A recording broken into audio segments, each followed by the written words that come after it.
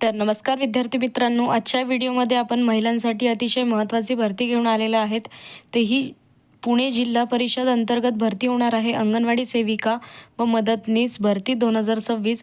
तर महिलांसाठी ही सुवर्ण संधी आहे आणि याची अंतिम दिनांक तारीख आहे अर्ज करण्याची 17 जुलै 2026 आणि याची शैक्षणिक पात्रता आहे अंगणवाडी सेविकांसाठी किमान 12वी उत्तीर्ण आणि अंगणवाडी मदतनीस यांसाठी किमान 10वी उत्तीर्ण। चला तर मग आता आपण पूर्ण प्रक्रिया बघूया की याची एक्झॅक्ट डिटेल माहिती।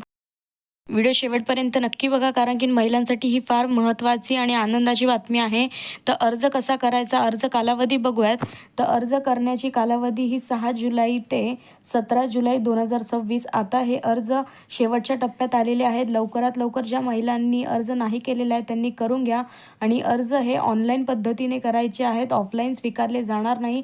त्याच्यामुळेच अर्ज पद्धती ऑनलाईन आहे, इथे क्लिअरली मेन्शन केलेलं आहे। पुढील आहे की स्थानिक रहिवासी।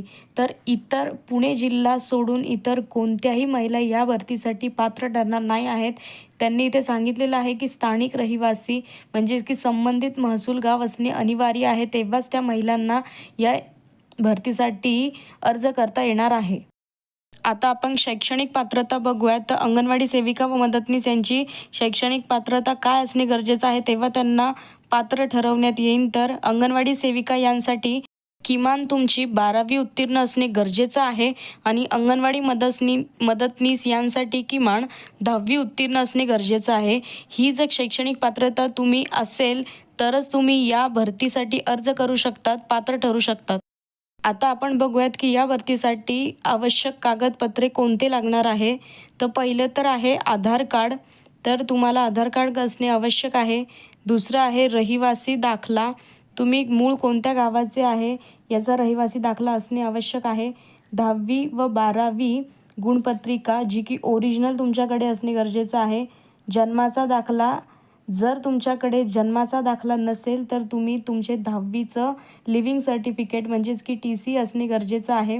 जातीचा दाखला लागू असल्यास, जर तुम्ही ST NT OBC यांचा जर तुम्हाला जात प्रमाणपत्र दाखवावे लागेल, जर तुम्ही तुमच्यासाठी जर ते लागू असल्यास तेव्हाच।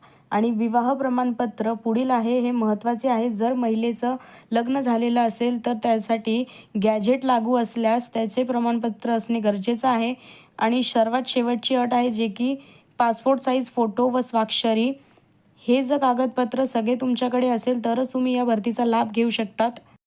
आता या भरतीसाठी आपण अर्ज कसा करायचा ते स्टेप बाय स्टेप बघूयात। तर पहिली स्टेप आहे की नवीन नोंदणी।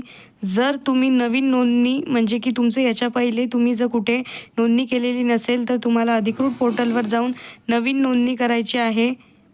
दुसरी स्टेप आहे वैयक्तिक माहिती, तुमचं नाव, पत्ता, गाव, क्षेत्र अचूक भरा म्हणजेच की तुमची प्रोफाईल रेडी केला तिथे।